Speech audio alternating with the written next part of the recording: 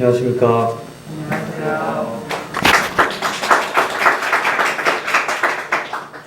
일단 앞서 제가 좀 긴장하는 게 있어서 횡설수설 하더라도 양해 부탁드립니다.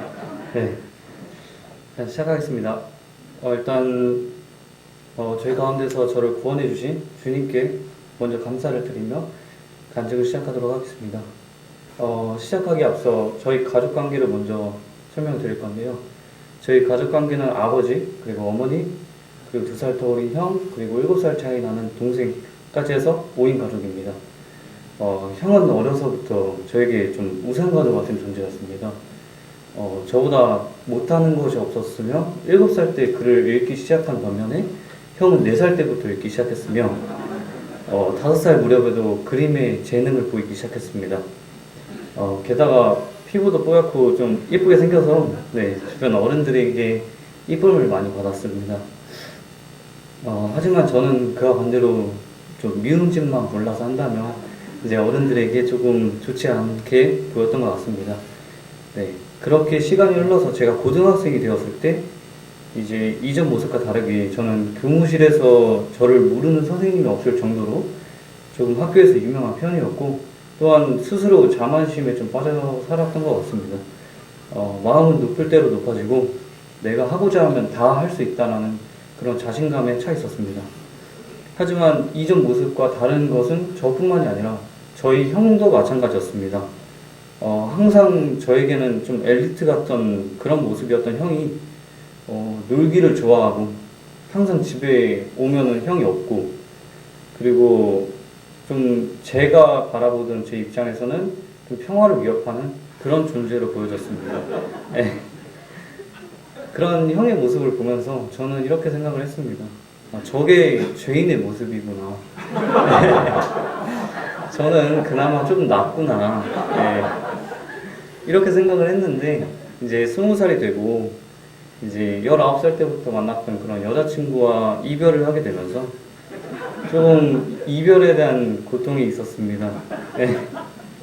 그러면서 제 자신을 부정하고 조금 의심을 하기 시작했습니다. 평소에 힘들어도 조금 악으로 버티는 성격이었지만 그때는 좀 모래성이 무너진 것처럼 와르르 무너지기 시작했습니다. 그러고는 다시는 일어날 수 없을 것 같아서 이제 주님을 찾기 시작했습니다. 이제 그것 때문에 대학로교회에 나오기 시작했는데요.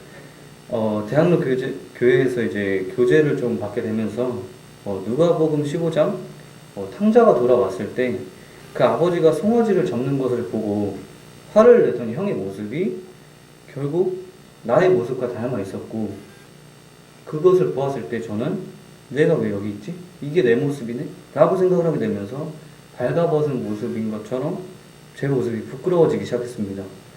또한 로마서 1장 28절부터 31절까지의 말씀을 보면 그들이 마음에 하나님 두기를 싫어하며 하나님께서 그들을 그 상실한 마음대로 내버려 두사 합당하지 못한 일을 하게 하셨으니 곧 모든 불의, 추악, 탐욕, 악의가 가득한 자요, 시기, 살인, 분쟁, 사기, 악독이 가득한 자요, 수군수군하는 자요, 비방하는 자요, 하나님께서 미워하시는 자요, 능욕하는 자요, 교만하는 자요, 자랑하는 자요, 악을 도모하는 자요, 부모를 거역하는 자요, 옥매한 자요, 배약하는 자요, 부정한 자요, 무자비한 자라.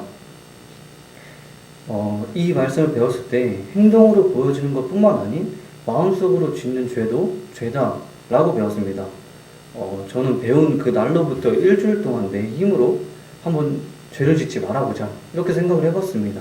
그리고 일주일을 지내보았지만 결과는 내 생각대로 스스로 내 생각을 주체하지 못하는 내 자신을 보며 매일매일이 고통스럽고 나 자신이 여태 살아왔던 내가 아니라는 생각을 그때 하게 되었습니다.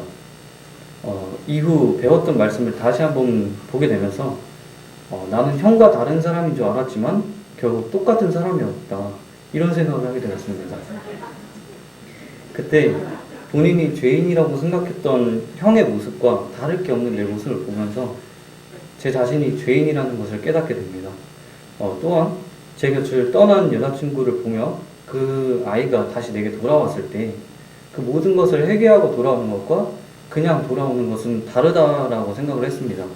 그리고 나도 이제 모든 것을 회개하고 하나님 앞에 돌아가야만 주님 곁으로 돌아갈 수 있겠구나, 이런 생각을 했던 것 같습니다.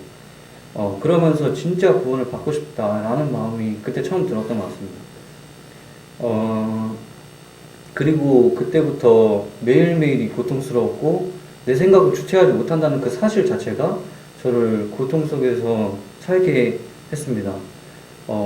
이런 마음으로 다시 이제 교회를 나가서 새로운 말씀을 배우게 되었는데, 이때 이제 로마서 4장 5절에 경건하지 아니한 자를 의롭다 하시는 이를 믿는 자에게는 그 믿음을 의로 여기시나니. 그리고 요한복음 19장 30절 말씀을 보면 예수께서 신 포도주를 받으신 후에 이르시되 다 이루었다 하시고 머리를 숙이니 영혼이 떠나가시니라. 그리고 고린도전서 6장 19절부터 20절 보면 너희 몸은 너희가 하나님께로부터 받은 바 너희 가운데 계신 성령의 전인 줄 알지 못하느냐. 너희는 너희 자신의 것이 아니라 값으로 산 것이 되었으니 그런즉 너희 몸으로 하나님께 영광을 돌리라. 예수님이 십자가에 못 박혀 피를 흘리심으로써 내 죄는 사함당했고 이를 믿는 믿음을 보시고 주께서 저를 의롭다 하셨습니다. 따라서 저는 의인이 되었습니다. 또한 제 생각대로 살던 내가 주인이 되었던 삶을 살았던 나는 죽고 예수님의 피의 값으로 산 저는 제 마음의 주인이 된 삶을 살고자 하게 되었습니다. 이렇게 저는 구원을 받고 형을 보면서 마음이 높았던 것을 여자친구와의 이별을 통해 깨닫게 하시고 마음의 밭을 가셔서 말씀의 씨앗을 심을 수 있게 하신 것이 모든 것이 주님의 뜻이 아니었나 라는 생각을 하게 됩니다. 이사야 49장 15절 말씀을 보면 여인이 어찌 그 젖먹는 자식을 잊겠으며 자기 태에서 난 아들을 긍휼히 여기지 않겠느냐. 그들은 혹시 잊을지라도 나는 너희를 잊지 아니할 것이라.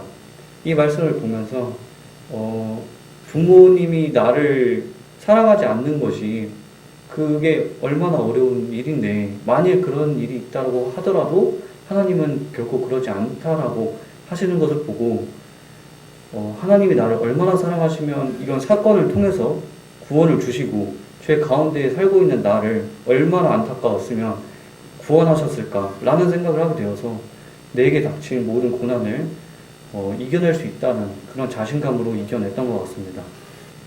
앞으로의 삶은 나 자신이 주인이 된 그 삶에서 벗어나 주께서 주인이 되시고 여태껏 내가 소중하게 생각했던 저의 몸은 피값으로 산게 되었으므로 주께 영광과 감사를 돌리는 삶이 되도록 하겠습니다. 감사합니다.